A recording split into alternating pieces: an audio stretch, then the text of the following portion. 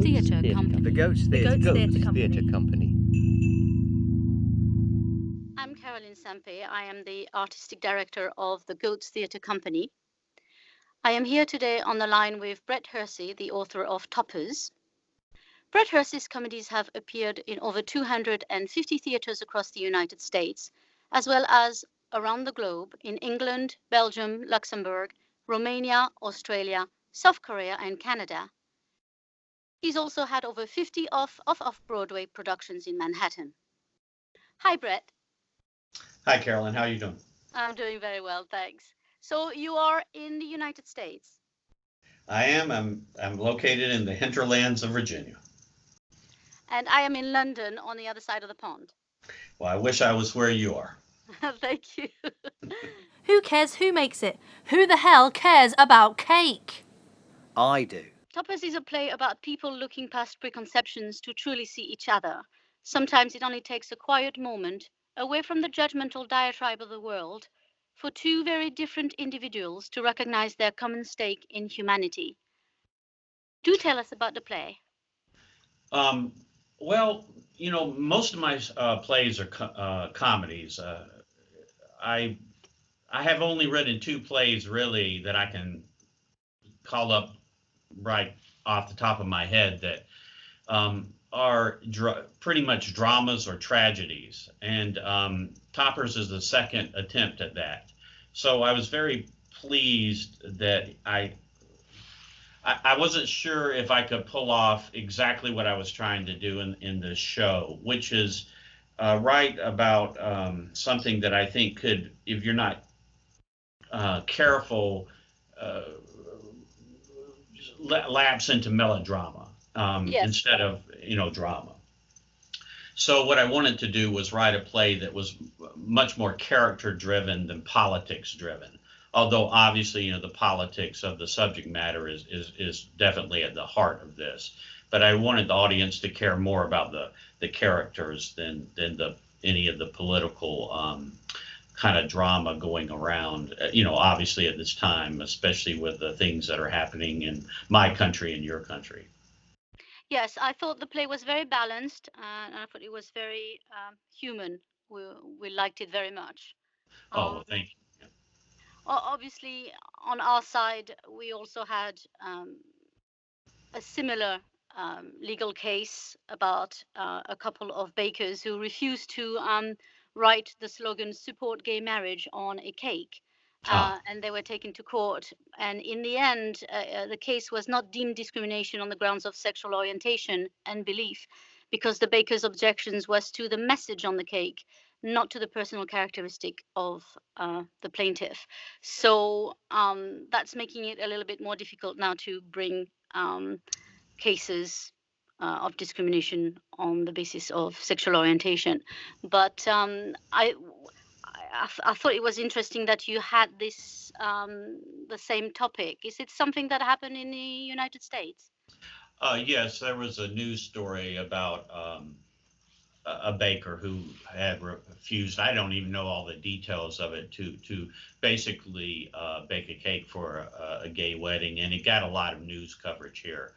But honestly, I heard about that story and followed it probably in the back crazy part of my subconscious, and I didn't want to try to recreate that exact situation, but I did think that the basic situation was interesting enough that I know that my subconscious chewed on it long enough to want to write a play where the characters who felt very strongly about their own personal beliefs would have to kind of encounter each other and come to some sort of resolution.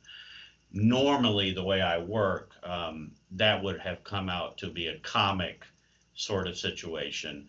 But in this case, I just instinctively felt like, it wasn't going to be a play that played effectively in a comic sense.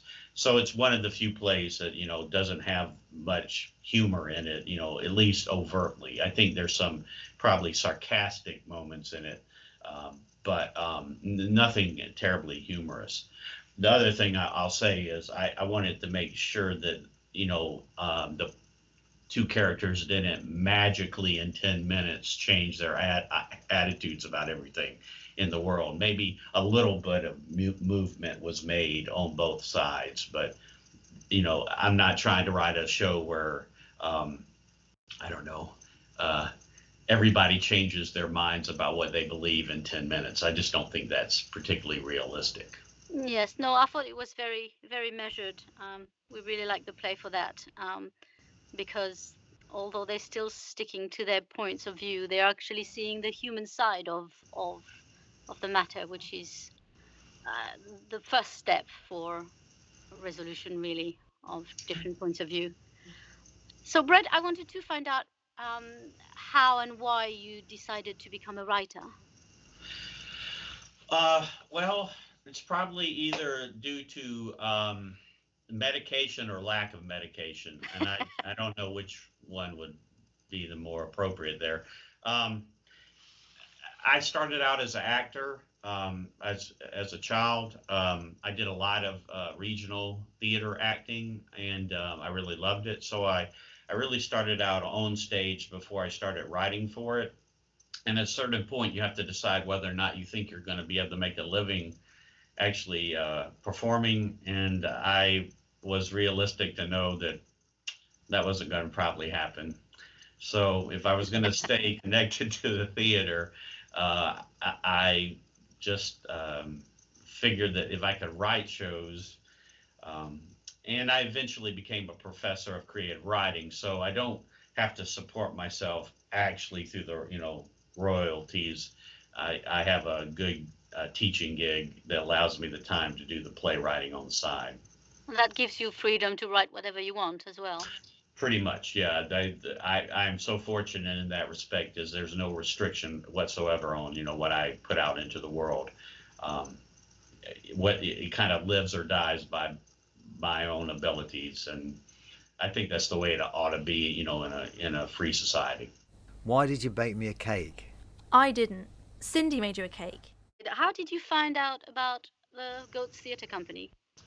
Oh, I saw it on a online website, a call for, I have a couple of websites I keep an eye on, and I was so happy to see the call for it, because this is becoming so common now for playwrights, I think, especially playwrights like me who are located in locations that are not close to major theater areas. We have this access now because of the internet, that we can see calls for plays around the world. That's how all my shows in, for instance, London have been produced, is because I was fortunate enough to see calls.